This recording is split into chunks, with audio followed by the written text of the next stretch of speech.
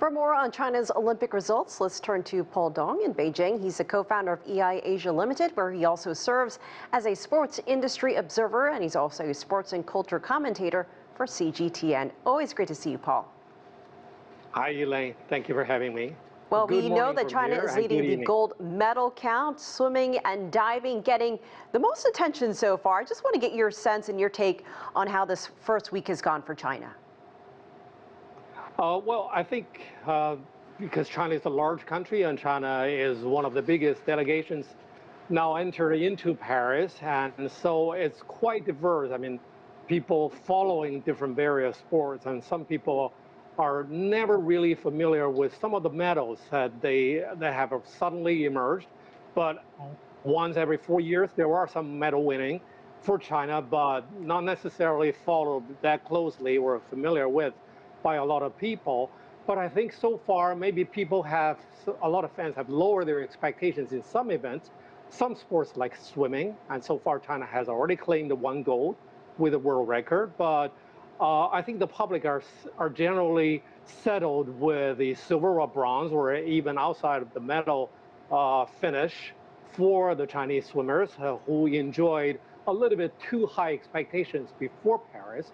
But at the same time, I think we've been seeing generally smooth progress or the development among the traditional, sports that China has been the dominant force in the world, like ping pong, badminton. And badminton, Chinese badminton shuttlers have been performing even better than expectations. But ping pong with only 1 big upset in men's singles, but everything else, from shooting to gymnastics, all basically within expectations. I think the country back home, are okay with what they are seeing on the medal count or the gold medal tally table. China is on top of it. And Paul, we know that the Olympics is also about all the storylines, the personalities, and no doubt some viral moments that we've seen being played out all over the world. We saw that engagement with the Chinese badminton players, some of the other fun poses and photos. What stands out to you? Because this is really a chance for fans to get to know some of these athletes on a more personal level.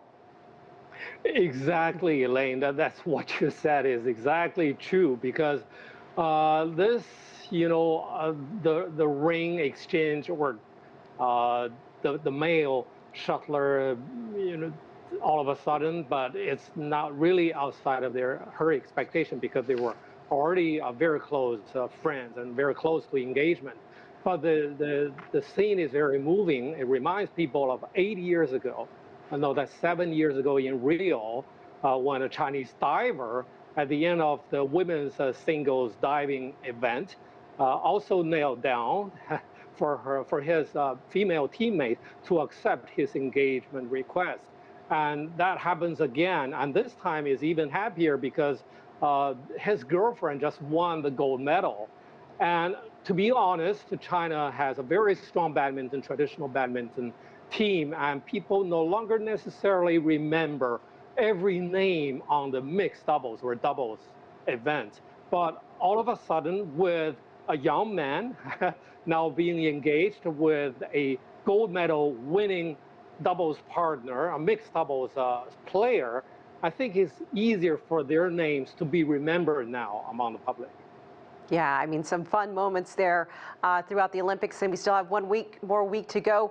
Paul, what are you going to be looking for in the days ahead? I mean, talk about some of the competitions coming up, some of the expectations surrounding some of those other sports that you're watching. Yes, Elaine, exactly, because this is the weekend, and Chinese people, a lot of fans can stay, very late into the night to watch, although some of the gold medal matches are already adjusted to the East Asian time zone. I think we're going to have, another all-Chinese gold medal match between the world's top 2 female paddlers, the ping pong players.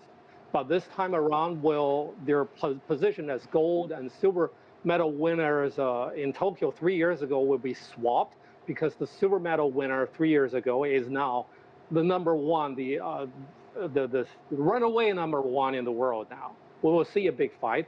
And also the men's ping pong singles final will be between China's #2 and also the astonishing upset creating young man from Sweden. And it will be very interesting to see the final also over this weekend. And there are another couple of doubles competitions of finals among the badminton players, one between two female Chinese players, pairs. And another more exciting one would be the tennis women's singles final between China's Zheng Qinwen and her competitor from Europe, Vertic. Yes, a lot of attention already focusing on that tennis match coming up. She's getting a lot of press there. All right, Paul Dong. That will be Saturday evening, Beijing time. Okay, we'll have to turn it on. Paul Dong, always great to get your take and so fun to always talk to you about sports and the Olympics. See you soon.